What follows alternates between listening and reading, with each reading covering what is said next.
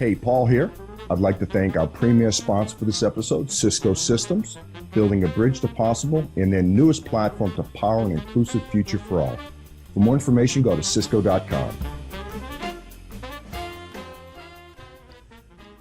Hi, welcome to Business Brains and the Bottom Line. My name is Paul Delegro, your host today, and my guests are Louis Higginbotham with Dell Technologies and Jesse Reed with Rubrik. Welcome to the show, boys. Thanks a lot. Hey, happy. Glad you guys could make it. As you can tell already, we're good friends, and so it may be a good amount of ribbing going on during this conversation. But, well, the reason I want to have you guys on is I really wanted to talk. I kind of want to call this like the Sales Roundtable. The salesman's role has really changed, in my opinion, over the last 20 years, right? In the old days, you had, secretaries, and you were kind of almost considered an executive, right? Now with all the Salesforce.com or ConnectWise or anything, with all the data that's driven, our roles have changed. So where do you guys think sales has come from and where it's going? And then after that, we'll touch on all the different aspects of selling, QBRs and Monday morning pipeline calls and all the things associated with our jobs. Lou, I'll start with you. Age before beauty. The sales changed. So, I've been in the industry for 17, 20 years, something like that. And you're the young buck out of the crew. I am. So, I didn't grow up in a world with secretaries and people helping. It was just kind of as CRMs were being developed. Right. And, when you start out as an inside rep, basically you're the CRM for the field. That's right. And the field team calls and says, hey, enter this into the game, into the Salesforce game or Oracle game, whatever system that we're using at the time. And then, so I kind of grew up naturally knowing and not necessarily loving the systems, but knowing that they were out there and that we had to use them. And a lot of the interactions with people, whenever we say how have things changed, it used to be everything was face-to-face and you'd visit, maybe 10 customers a week would be a good week. Yeah. And then now with the combination of virtual and physical selling, we just see as many people as you want a week, 20 or 30 customer meetings in a given week can happen. So it's been pretty drastic changes, I'd say. I'd like to chime in here. First, I hated him from the beginning. Fortunately, and I want to thank Lou. Fortunately, Lou worked for me a long time ago, so he did all that. We'll get to that in a few minutes. He did all that work for me. But yeah, I think we kind of came up at about the same time, and I think the key to all that is, we were talking about this earlier, garbage in, garbage out. Right. So from a sales, an individual contributor's perspective, sometimes it's very time consuming. It's like, how does this benefit me? Right. I'm doing this for someone else. But in the long run, and maybe a different perspective as you get into management, if you don't have good stuff coming in, you can't do any of the analytics. You can't accelerate forecasts, and you can't get a better understanding of the health of your business if you don't have good information coming in. So I think the evolution has been, how do you get good information into your system to share with your team, your ecosystem, and then how do you get good information out from that? Yeah, and I think we've all been in a situation where, people at the top, that's all they have to go by, right? They're looking at spreadsheets saying, we have a pipeline of $100 million in all the different stages, right? Stage 5, whatever. Inventory management comes from that, asset planning. So to Jesse's point, if the garbage in is not accurate, obviously the outcome's not going to be there. And, they're trying to plan manufacturing and all that type stuff. So, yeah, it's a little bit different paradigm. I think there's a big difference, though, in size of company you're working for and how the data is collected and used as well, and the outcome the field sees from the data sets. I work for a very large company. You work for a medium-sized company, and you work for a relatively small company in the IT industry. And I bet all three of our companies have totally different approaches on the execution against the data set to deliver back to the field real revenue results. We were actually making a point about this earlier. I also think some legacy organizations compared to maybe a Silicon Valley originated company has a lot of differences there. The way when we were at EMC a long time ago, with the way an East Coast company might do things versus now someone coming out, using Gmail versus, what was it called? Exchange. Outlook. Yeah, Outlook. And all the new Silicon Valley perspective and technologies and focus. A quick funny story. when I came over to Rubric, right? I was asking them, okay, so when do I get, Outlook and all this up and running? Because, been using that for a long time. And they said, what are you talking about? So I called corporate, and this woman I talked to, she had grown up in California. She was younger. She had been using all types of Google tools since ever. Life. Right. She didn't even know what I was talking about. Yeah. So she's saying, no, we'll never change to whatever dinosaur thing that you just talked about, right? This is the new normal, right? Right. So, yeah, no, a lot of companies are using Gmail for their, and then OneDrive and all the other things that go along with it, right? So, yeah. On your end of it, though, like I assume you have to enter data into some sort of system, right? Yeah, we use ConnectWise at our company. Do you? Yeah. What? And we do our quoting out of there too, which is actually kind of nice. You take, when the disties give you the quotes in an Excel spreadsheet, you can import that in and generate a quote. It's actually pretty slick. And you manage your customer contacts as well as your quoting process through it? Yep. Like Iceland back in the day. Yeah. Yeah. No, it was. So. Great tool. Whatever happened to that? I kid. Yeah. So when it comes to developing a territory, right, everyone has different philosophies, right? How do you do it, right? What are the best ways? So I'll throw some things out there. The old, you got to make 50 calls a day, right? You got to partner with your manufacturers. You got to, in your opinion, what is the best way to develop a territory?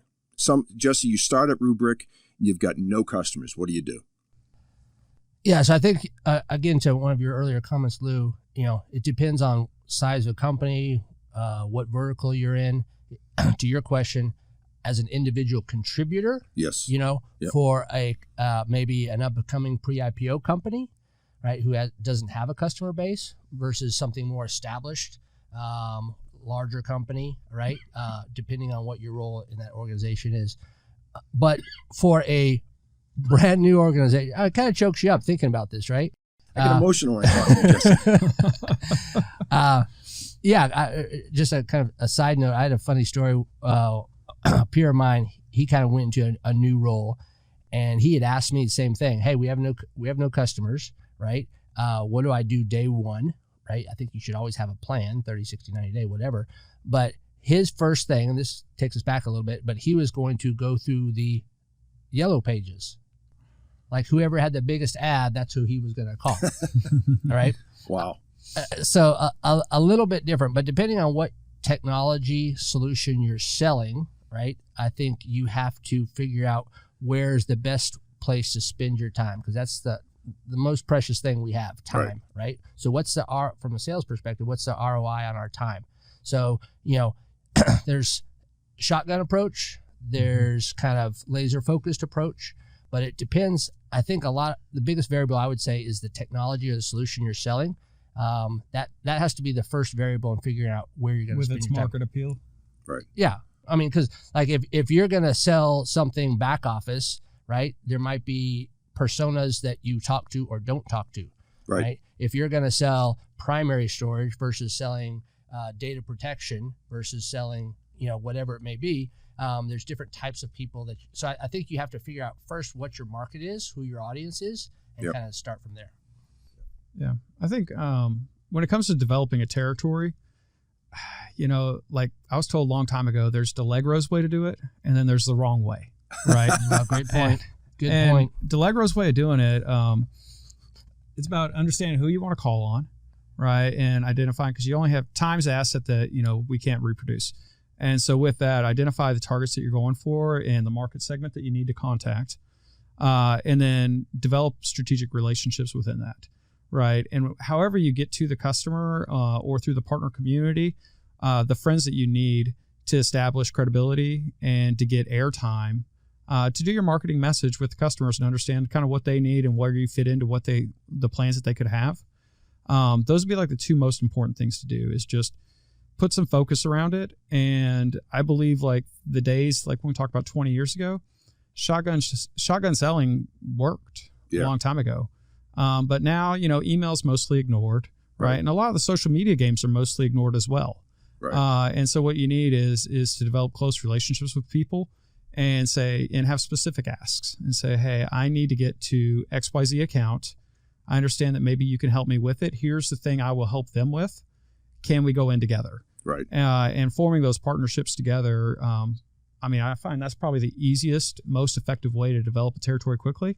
And the second thing on the developing the territory is after you've had the at-bat, be responsible with it, right? We talk about dog catches a car, right? They chase cars all day long, but if they catch a car, they're dead. Right. Right. Because they don't know what to do with the car. Right.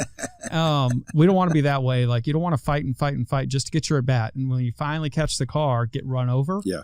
Be prepared, be polished whenever you have the chance to execute, to make yourself and your partners look great in the process. Yeah. And you touched on, sometimes you only get one chance. Right. Right. I mean, so you got to be prepared to, I always said, customers are not going to buy from you until they like you, respect you, trust you, all that. Because the reality is there's a lot of good solutions out there. And the customer's got to know. They're running something today. It's probably working okay. Yeah, that's exactly right. And so they've got to feel confident that, hey, if you know what hits the fan, Lou, you're going to step up and help me, right? I can call you anytime. Jesse will too, though. Yeah. Well, I don't know about Jesse, but I'd dovetail on that. Like, my biggest competitor is not Lou. His is not me. It's do nothing. Right. Right. Just status quo, business as usual. Be a lot easier not to make a decision. Right. I was actually going to throw something back on the table to Lou, right? Kind of in a management role now. So, you have to kind of inspect what you expect. Right? Sure. So with your guys, women, sales reps beneath you, right? Do you put some kind of metric to sales calls, to follow-ups, to emails? Because I've always thought, it's a delicate balance, right, between an art and a science.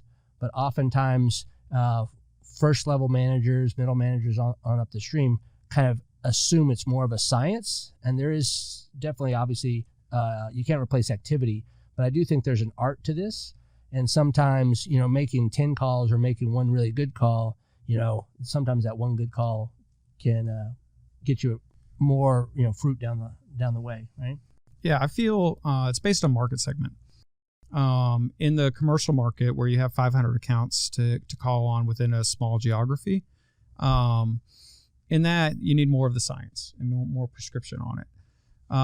Where you say, hey, I know if we call this many customers and add this much pipeline per week of these special products, the revenue outcome will be X. In the enterprise space, where you have 100 customers or so across, top 100 in Texas, let's say. Right. So if you're working in that type of market, it's not an activity based. It is only a revenue outcome that we're looking for. And then that's delivered through, properly planned and executed plays, right? We got to find the right need, assess the right need, and then find a way to help the customer through the challenge. And it's very much like a sniper approach. And I don't have like a clean metric for my team today. Yeah. On my enterprise group that will say, if you do this every single week, I can guarantee you'll be a top performer in the company. Whereas in the commercial group, because there's such a velocity of business, I knew that X, Y, and Z would add up to top performing outcomes. So you're saying because the market segment, commercial, call it commercial, right? Velocity based. So a lot of that just a programmatic approach. Whereas maybe on the enterprise space, the pre-work, you may do a lot of pre-work even before you get to that first meeting, right? Absolutely. Yeah. And you gotta justify why, like we were talking about a Fortune, 100 type account. You got to justify why to the customer, and you're not going to have 1,000 shots at this. Right. And you also don't have 1,000 customers to go screw up. Right. And so if you go in there and you make a mess of it, then you get to sit on sidelines for 5 years. Yeah. Right. And so I think that the internal planning of it all making sure you have focus and know what you're doing is probably more important than the micromanagement of, did you touch this many people this week? How many, Salesforce ads did you have to this pipeline segment? Another quick, interesting point. I was reading something between the first and second call, right? Your first and second meeting.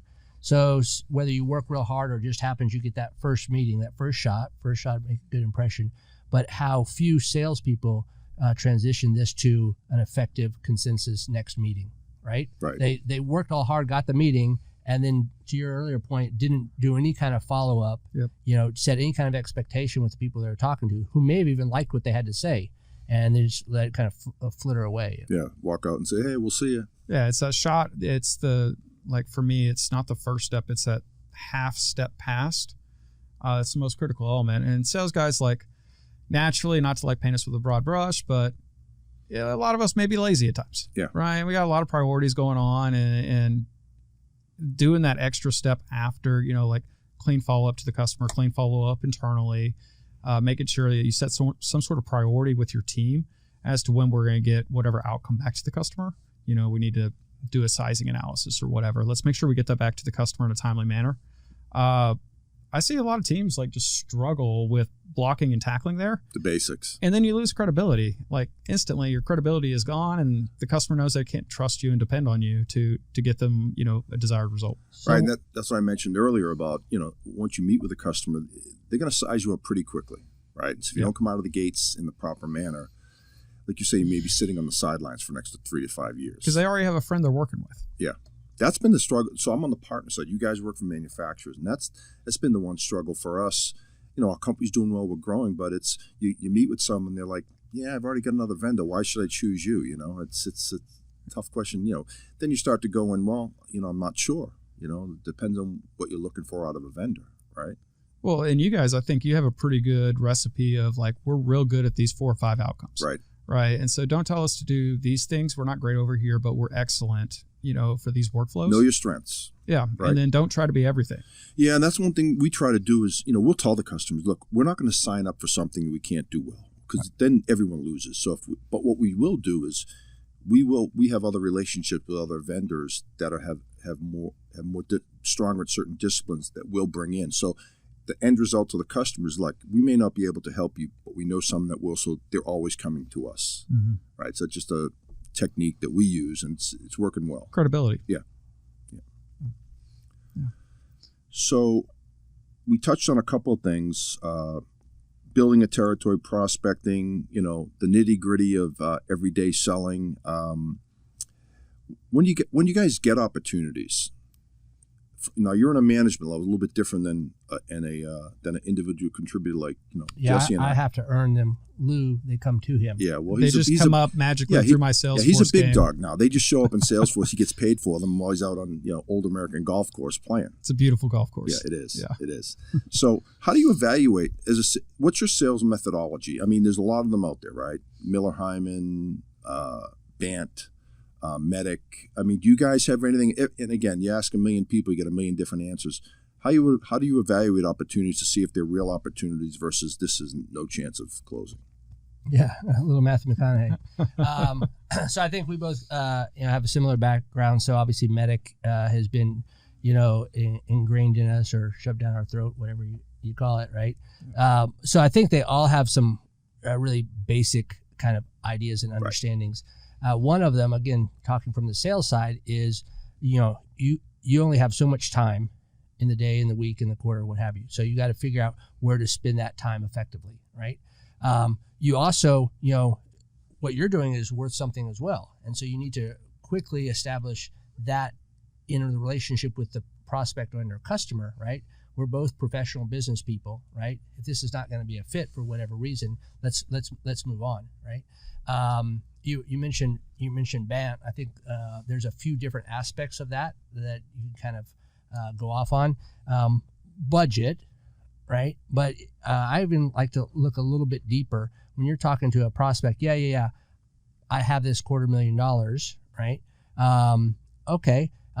Have you ever internally asked for that $250,000? Have you ever done a deal of this size, whether it's 100,000 or a million, right, whatever the number, right? Because sometimes people have a budget, but they don't know how to go get that budget, right? Yeah. Or, this is a funny, really old story. This was long before I even knew you, and we were doing this stored procedure debugger. I don't even know what that is anymore, but it was like about $35,000, something like that.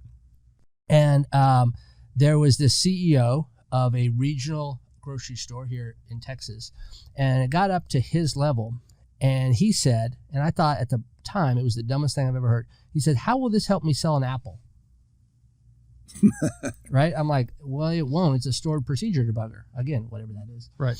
And then as you think about it over time, right, his business is selling apples, right? So how does, everyone thinks of IT as a cost center and stuff like that. Yep. How does that enable the business? How does that help me sell one more apple, right? Or could I spend that $35,000 and not have a stored procedure debugger, but, go get something else for $35,000? That helps move apples. Right. Yeah. So I think, Jesse, you're hitting something that's real critical that I don't know that people value enough, which is the sales resources time. Typically like the sales rep as well as a sales engineer are married together, right? And so it's a lot of human capital that we're talking about in investing in the account. And you have to qualify real quick, like whether this is an acceptable use of your personal time, or is there a better place to put your time and effort? Right. That's always a tough one, though, Lou, because we all know, we profile customers, right? We know what their IT budgets are. Mm-hmm. They're spending money, based on the size, number of employees. I mean, just a simple arithmetic equation. But if you meet with a customer the first time and you can't get the information you need out of them, right? Because sometimes they're a little bit close to this. Now, what do you do, right? I mean, you don't throw in the towel right off the bat. No, you have to earn your shots. Right. Yeah, I think it's customers have natural needs, right? Like the market's changing around them. Like we talked about 20 years ago, there was no internet, right? Or whatever it was a baby compared to what we're dealing with now. Dial up at that point. Right. And now, everything's web driven. You probably had groceries delivered to your house this morning, right? And so with all the companies kind of dealing with that change, it's all IT under the covers. So when the customer is close to the vest and won't kind of share, you just got to find something that's relevant to them, that's important to them to figure out. And then if you can actually help them with that problem, like if it's in the skill sets that you and your company represent, then you have a shot. But you got to uncover an actual need that they have. You can't just force your stuff on them. Yeah, just show up and say, hey, would you like to buy a server? Well, I mean, even like, this whole cloud era, right? Is the dynamic, agile aspect of cloud important to that customer? Or were they misled originally and thought this is just a low-cost place to store some data, right? So you have to really understand what the customer is trying to get out of this and what you're trying to put into this, because to our point, right, sometimes a square peg doesn't fit in a round hole, right? And sometimes, you keep trying, right, 2, 3, 4 times. Sometimes it's about field position. Anybody watched the game yesterday? And it's better to punt, right? And move on to a more successful opportunity for both you and that customer. Yeah. And I think you touched on a good point. There's a lot of buzzwords going around our industry, digital transformation, I'm cloud first strategies and all that. And it's hard sometimes when a customer has something in their mind, like we're going to the cloud with everything. Now, we all know that's unrealistic, right? You can do it, but then when they see their first bill come in, they'll realize this may not be the best strategy. So again, it's trying to shift that customer by education to, what are you really trying to accomplish? But I would also jump in here and say it's important to be very objective about that, right? So those are a lot of buzzwords, and we assume they kind of mean the same thing to all people, but they certainly don't. Right, I'd agree. Right, so I think it's important in your conversation to clarify and confirm terms early on, right? So cloud strategy, everyone has one. Some people's are, we will never be in the cloud. Right. That's their strategy, Yep. right? Mm-hmm. So I want to be on a journey with you. I think I can help. These are the ways that we can help. These are the ways we don't help. Where are you trying to be in the next 6, 12, 18 months, right? Planning, whether it's your day as a sales individual contributor or as a manager or a customer or the relationship customer, is super critical, right? What are you expecting out of this relationship? What are you expecting out of this technology?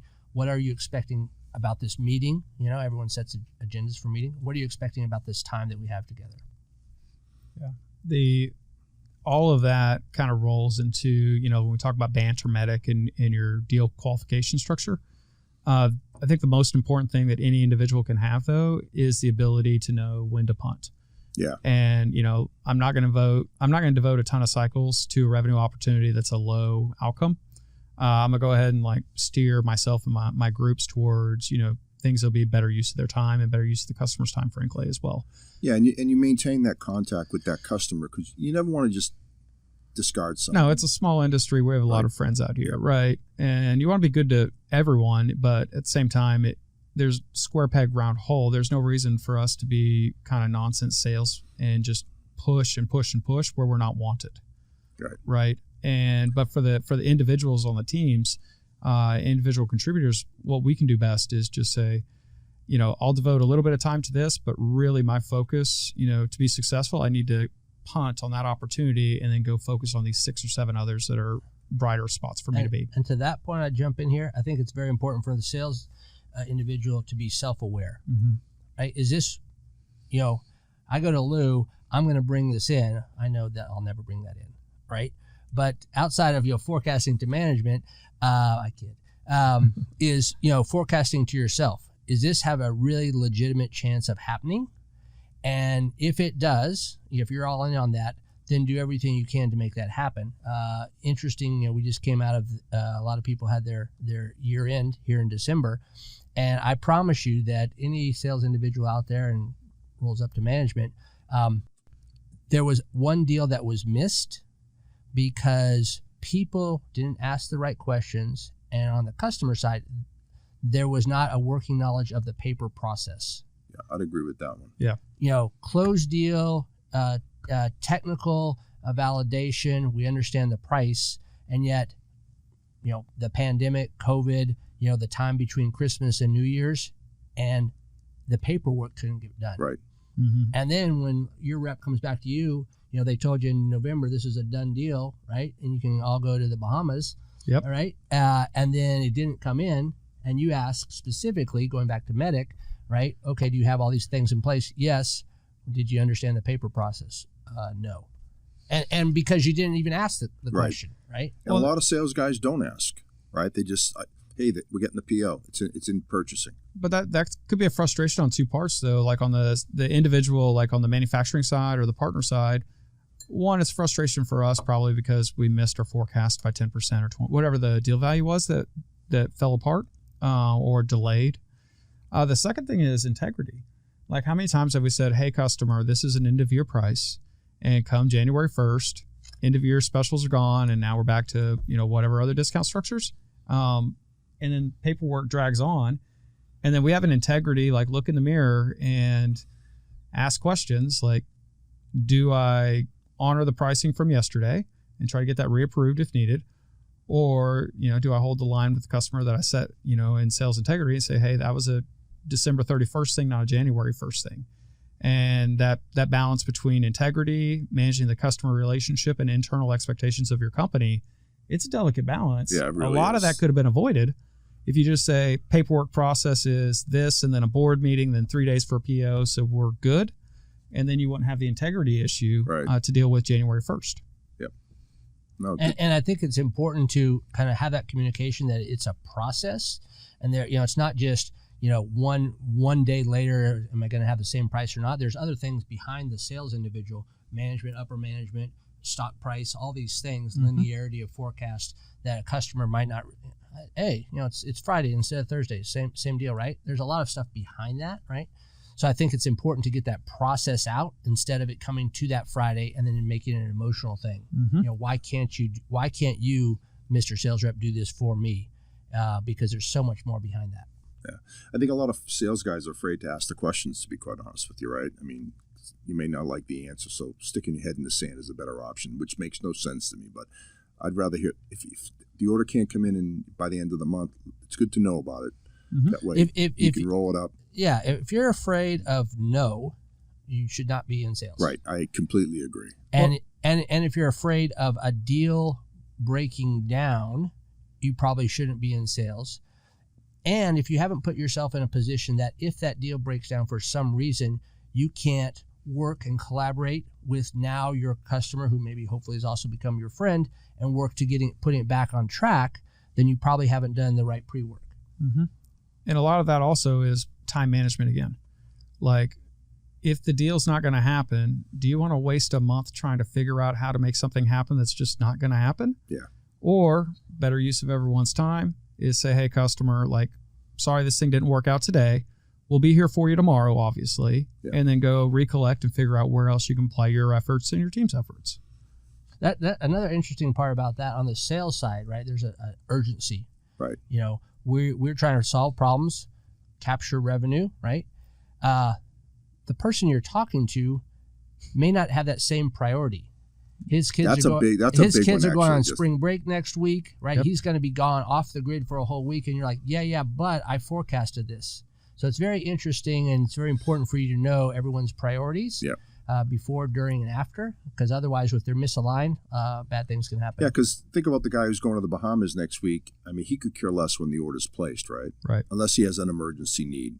So that's where the relationship comes in, I think. Hopefully if you've done a good job building that relationship, you can go to him and say, hey, any chance, without sounding like a sales guy, right? Any chance we can get that order in? I mean, can you push it through a little quicker? And he goes, yeah, I can walk into purchasing, get that moved to the top, whatever. To that point, you also need to know who that guy is within the organization. Right. Right? If he's the guy you've always been talking to and he's at the very lowest rung, right, and you need it next week, he won't be able to happen. Yeah, he doesn't have the juice. So I think very early on, asking the question and understanding the org chart, who really is the economic buyer. Mm-hmm. Have you ever talked to that guy before? I mean, how often has this happened? You tell your boss, yeah, I'm talking to Bob. He says it's a done deal. Okay, does Bob sign the check? Well, no. Who does? Joe. Has Bob ever talked to Joe? Well, no, not really. He's 3 levels up, so why would he? That's every week. That's a delicate. Every week. I tell you, there's one line I heard early on in my sales career that I still use to this day. I meet with Lou. Lou says, yep, Paul, you got the deal. I'm saying, great, Lou. I know that these decisions are usually made by a few people. Who else is involved in that decision beside you? That's a nice way of saying, Lou, I don't think you have the juice to pull this off. Who else does? So it's a nice way of them. Oh, yeah, my boss and his boss. Oh, great. And it's hard to trust Lou. Yeah. So you make a good point. Yeah. But there's a committee, inevitably, someone has to sign the check, and they're not in the room, in the IT room usually. Yeah. And typically, if you're dealing with it like in our industry, say a storage admin, they're a recommender, but they're not the final say. So maybe the director level or the CIO, depending on, and that's just asking questions. Well, that I think goes into another thing that we talked about earlier, is about what's a win. The storage admin, a win for him, maybe simplified management, right, not have to work on the weekends. Does that matter at all to the VP? Nope. Who says, this is my salaried guy. Could care less. This is his job, unless he wants to go find another job. So you have to know the personas. You have to know what's a win for them, and they can be very different. And especially in enterprise sales, or even bigger, more complex sales, there's lots of different wins that you have to get and think through along the whole process. Well, yeah, it's a good point, Jesse. I mean, if you think from a CIO standpoint, his initiatives are going to be way different than the guy that's the storage admin, because the CIO's like, I don't want to do anything to get myself fired by having outages. So what do I need to do to keep my job? I mean, I'm simplifying it, but you know what I mean. His job is to keep the backbone of that company running from an IT standpoint. He's not worried about. So that's what you've got to address with him. Like you say, know the personas. I would recommend, though, like any chance you get to create an atmosphere of transparency with the customer. Like that's the critical element that I see between people that have clean forecasts and opportunity management and people that don't, is the transparency from the customer to them and also from them to the customer may not be quite where it needs to be. And the customer needs to be real comfortable saying like, hey, Paul, I want to, but I don't got the juice. This thing's going to have to wait till after I get back from the Bahamas, right? And they need to be able to comfortably share that with you. And then you need to be able to comfortably share back with them like, hey, it'd be really cool for me if you got this done today instead of next week. Right. But it has to be a two-way street where they feel comfortable sharing. And then that is developed throughout the whole sales relationship with the customer is, I'm on your side. We're trying to get to a common goal together. Yeah. What's the win?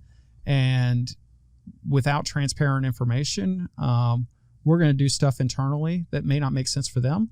And they may do stuff that doesn't make sense for us. Yeah. And that's just something that's just developed over time, that trust factor. I've always said, and with this pandemic going on, not being able to meet customers face to face, I'm a relationship seller. And as Jesse Reed so eloquently said one time, Delegro, you don't know crap about IT. He actually used a different word, but I'm going to clean it up for the kids. And so it's this, Jesse, that gets him. Right. Yeah, I can't. The moneymaker. Yeah, that's it. Yeah. That's it. Yeah, I But no, you raise a good point, Lou. It's about relationships. If you have that trusting relationship, you can go to the customer and just completely transparent. But you got to earn that, right? You do. But I think if I kind of don't want to put words in your mouth, but so yeah, over time, right? A few beers, right? Hopefully you earn that. But also, if you start out from a place where this is how I work, this is what you can expect from me, this is what I'm going to expect from you, right? Yeah. If you do that at the beginning, Set the parameters. because then if at the end you're like, hey, I expected this to happen, I never knew that, right? I never knew that that's what was needed. I didn't know that your approval or this discount was based on that. If you had shared that the whole way, then it's not such a surprise, and maybe it's easier to get done. Cool. Yep. Yeah, that's my big ask, is just transparent, and free flow of information, two-way street. And then with that, you get accuracy. Yeah. And you may not like the news, or it might be great news. Yeah. But at least it's agree. accurate.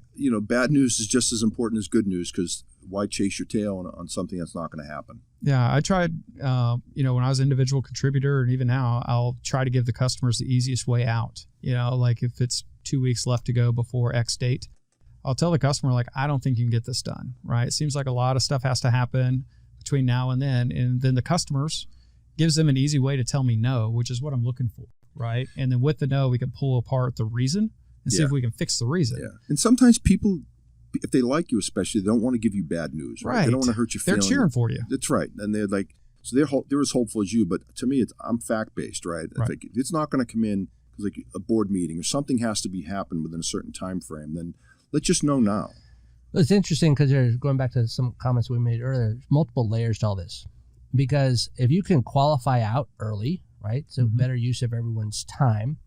But then if you have only 8 accounts, right, if you have a certain quota that you have to meet, then sometimes you hang on to things a little bit longer than you should, right? So then you have to circle back, and then your manager is going to say, well, you should have done more work.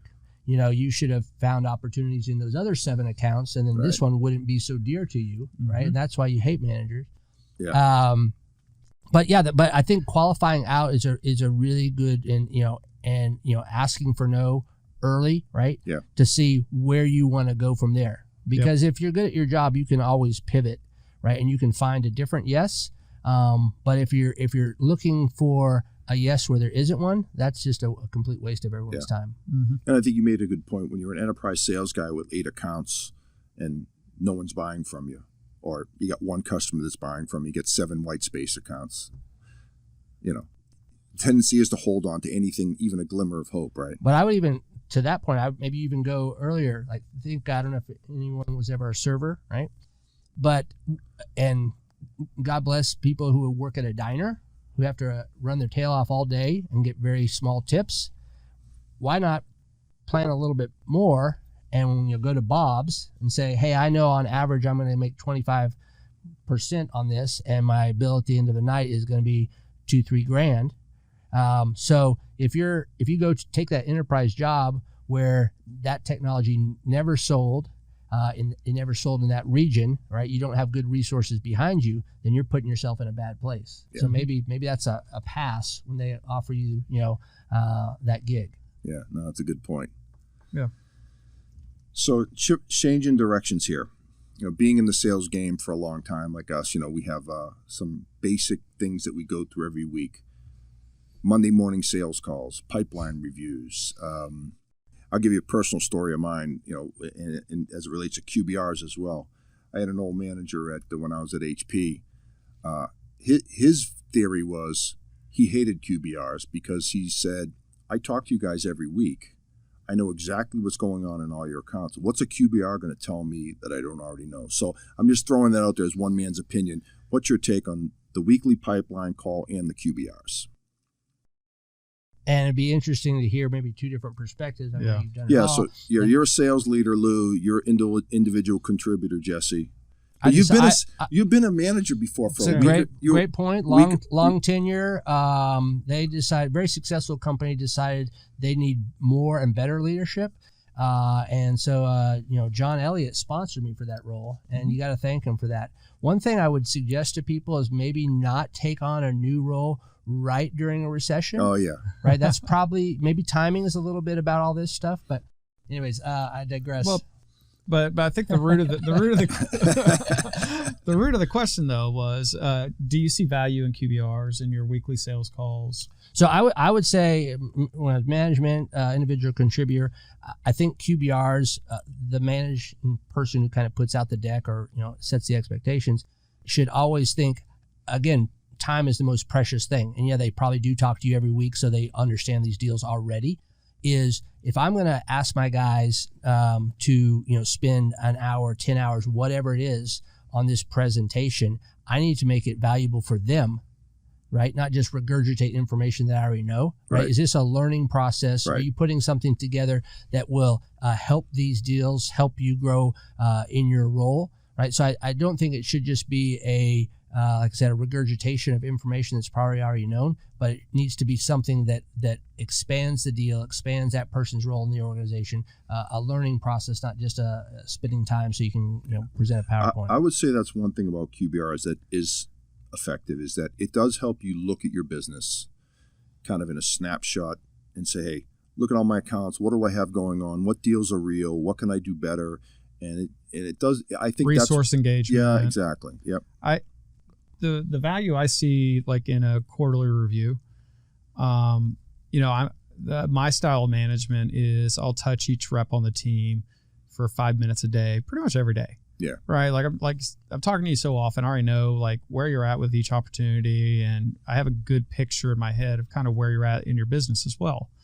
But the camaraderie and chemistry that you build within the team that reduces attrition. Right, because attrition is the killer for your sales team. You have two good salespeople on your team that are top performers that exit the business. You have a hole in revenue to begin with, but then you also have like a chemistry hole where people are like, man, where did they go? Maybe I should follow them to XYZ as well. Or also bringing someone else in. What, your two top guys left? Why would I want to come there? Yeah, right. So that dovetails right into management styles, right? Like, what management style works best? Now, there's more than one management style, as we know. There's all different types of management styles. And so I guess pivoting from the QBR, we can touch on that a little bit longer, but what management styles do you think work? Can I make one more last point? You sure can, Jesse. And not to steal your thunder, but no, I think I thought you were thunder. I think that a lot of people say that, right? That's what I thought. Yeah. And I still have moves, but that camaraderie I think is super important, right? So pandemic is a little crazy now, but when you take some of those things off site, have some fun other pieces and parts to it, not just the numbers, is good. But also, I always like to hear other people's thoughts, right? So. Lou, he's really going to always ask these same questions. I'm always going to think of it this way. Sometimes in QBR, some people just do it just with management, but some expand it to the team. And you may have someone else who is in that other industry, right, has a different perspective. And if they can, give some insight, hey, Jesse, Lou, great way to approach that deal, but have you ever thought of this? Yeah. And then get kind of some of that. So, I think sales is kind of takes a village, right? A lot of people are like this lone wolf. I'm the best salesman ever. I'm going to get this done. I mean, we had a peer of ours. I think he went to Oracle and different kind of beast there, but he did some deal, pretty good sized deal, but they tracked it, and there's 212 people that touched it. Mm-hmm. Yeah, and maybe that's a little excessive, but I think that can be very helpful to get perspective. And sometimes, that helps you shortcut a deal and get a better solution faster to a customer and revenue back to the company because someone else gave you an idea that you'd never thought of. And those insights, like through the QBR process, you're in the conference room together, let's say, that individual brings to your attention a different way of getting it done. And so, like the camaraderie aspect of the QBR is kind of twofold. One is, are you going to go do something fun after your QBR? You can get the team together and, share a nice meal or something fun. But also in the conference rooms, does individual A's style, can I merge the best of what they have with what I have as well? And constantly sharpen yourself. And I've been in a lot of those experiences. When you're doing a deal's going well, there may be some kind of use case or specific reason why that deal is going well that I hear on a different campaign, and I'm like, oh my gosh, that would help me in my campaign. I never even thought of that, right? That angle.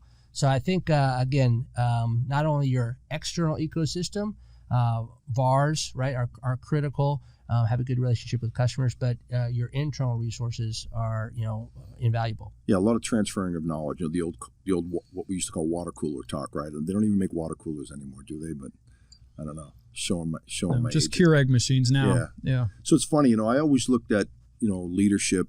My direct superior. If I look back at my career and I put guys in different buckets, the ones that I would run through a wall for, and the ones that I may not run through a wall for, right? You would throw them through a wall. Throw them through a wall. But I the ones, and there's common threads, right? Like the guys that to me that inspire me, motivate me. And you come out of a meeting with them, and you feel good about yourself, right? And you want to run through a wall for them. And that's a delicate balance for a manager, I would think. Lou, now that you're in leadership position, do you want to go in and berate a guy every day, or do you want to go in and hit him with the velvet glove? It's a tough balance, right? I would think. When management styles for me, like... You wear gloves? No, just bare he wears knuckles. velvet gloves. No, my style though, and I'm not perfect at this, right? True. Like so many votes. But I'm not perfect at this at all. I take it from a perspective of when I was a rep, similar, like who you can run through walls for, or who you want to throw through a wall. And I try to be the individual that, a little bit inspiring, optimism. Yep. I think optimism goes a long ways in sales because we have enough bad days that let's highlight the good days as well.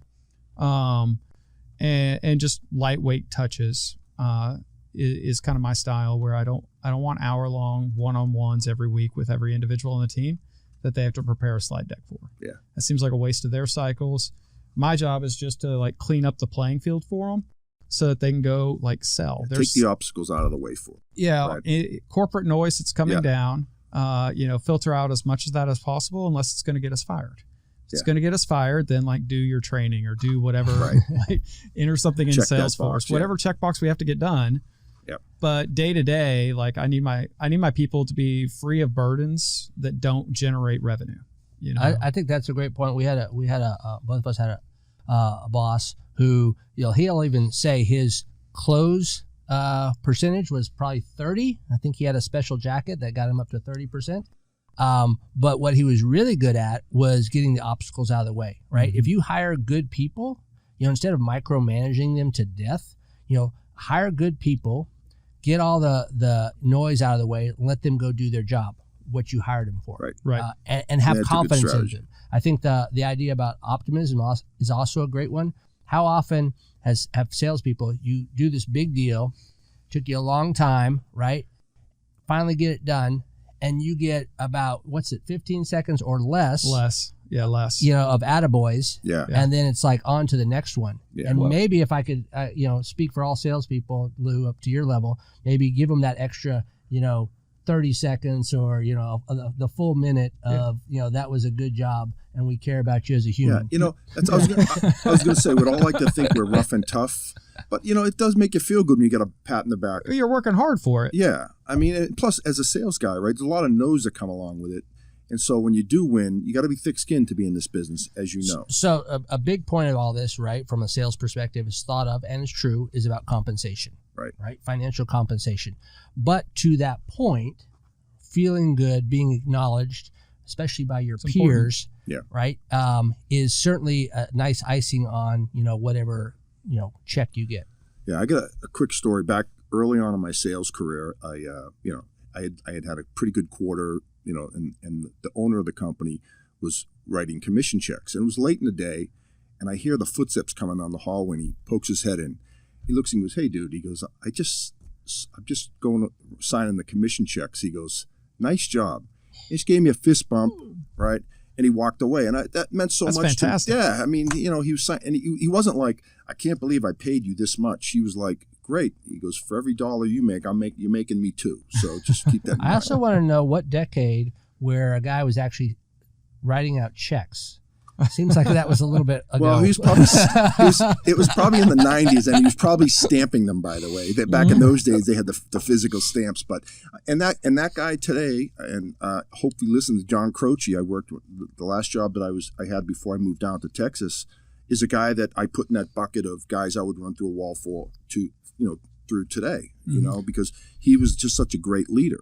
So let me spin it back on you. So what would be a guy that you would not run through the wall? Yeah, what's the con here? No specific names, except you can name anyone you want. No, I'm not going to keep names off.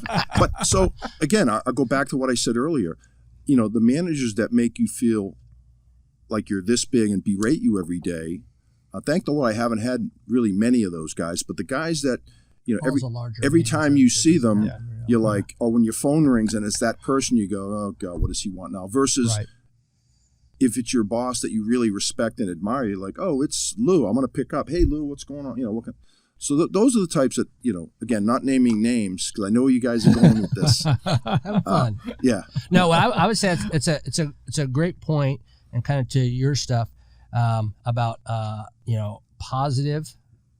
If you see that phone, and this is a guy that, whether the news is great or not, but just the outlook is positive, you're going to want to pick that up. We got to talk through it. I know this didn't work out exactly as we thought, but, you have a collaborative, open relationship with that person. Or do you sigh when you see it? You go, we've all had them. Let's face it. We've all had those calls. So to change direction again. Well, we were looking for just a couple names, really, is all we were right. looking no, for. We're not getting any names. 2 or 3? No, we're not getting any names. You just want to do one name? Just ask them for one? Yeah, let's just do it. No, we're not going to do any names. But so back when we were together, short time before I worked at EMC, Lou worked for you, Jesse, for that 1 week. Yes, the glory days. How did that turn out? Well, look at him now. Hey. I'll start that off though. So Jesse, he's incredible sales talent, right? And so incredible sales talent. We were in the middle of a recession, but based on your efforts and a couple other on the team's efforts, like the group that we were in was very successful. And so they decided, standard sales stuff, like we're going to grow and split territories and add headcount, et cetera. And then the one thing that I really respect that you did is, instead of choosing which customers to keep in his territory, he chose which people to keep in his territory, right? And it was a people game first. And I respect the fact that, he voted and said, hey, regardless of how the landscape goes with territory opportunity, I want these 4 individuals to start and build my new franchise with me. And it was just a pleasure working for you. Great idea. Failed miserably. Always go for the customer base first. You learn. See, that's a lesson learned, Jesse. Well, no, in your defense, I mean, you did become a manager at one of the worst possible economic times in the last 20 years, 30 years. I mean, not that. I'll even go back a little further, right? When I first got to EMC, Lou was actually on the inside, right? I supported him as an inside rep. Yeah. Yeah. Which is awesome, because he already knew the lay of the land. I'm just trying to, figure out how to work this Outlook or whatever it was at that point. So very, very beneficial, right? He different than, now we have BDRs or SDRs or whatever, but Lou actually knew how to sell. Lou actually knew how to solve problems. He was already kind of, made for the field, but he was just on the inside at that point. However, interesting. There's a however. See, that's Jesse. He's never gonna throw roses at you completely. He's definitely gonna, Yeah, we talked about like the sales guys like the attaboys for 15 seconds, and then however, throw a cube of sugar, then crack the whip. Great job on that transaction. However, what do you got for me this week? Okay, what's the however, Jesse? However, the interesting thing, as Lou transitioned to the field, I will remember this because, I got a lot of additional revenue, contacts, leads from all the hard work that Lou was doing on the inside. Then as we got to the point where he was just about to get to the field, all of a sudden that kind of slowed down a little bit. Oddly, I was checking my watch, just kind of dried up a little bit. All of a sudden, that just didn't happen quite as much. Hey, Lou, anything changed? No, we're still working hard, still trying to make the magic. But apparently, there was a little bag that Lou had by his desk where he would put this information, zip it up. And so when he went to the field, all of a sudden it would just pop up out of nowhere. This could have been shared with Jesse at that time, but now that it's my account, I guess I don't need to share it with. I think my leadership, Smart man, yeah. My leadership was the team that promoted me out to the field here. They actually received tons of accolades for the smooth transition and the rapid ramp that I had when I joined the field. Amazingly rapid ramp. Yeah, amazing. Funny how that works. Yeah, you got to watch your inside rep. If they're coming to your field, you want to send them somewhere else typically. Oh, cool. Well, hey, guys, thanks for jumping on. Maybe we'll have to do this again. We got a lot of funny stories we could have told today, but we'll maybe save those for the next episode. But I appreciate you guys coming on and sharing your strategies and philosophies on selling and continued success. You guys are two of the top guys in the Dallas-Fort Worth market, and keep up the good work. Thanks for having us here. Oh, you're welcome. Thank you, Paul. And that's it for Business Brains and the Bottom Line. Signing off till next time.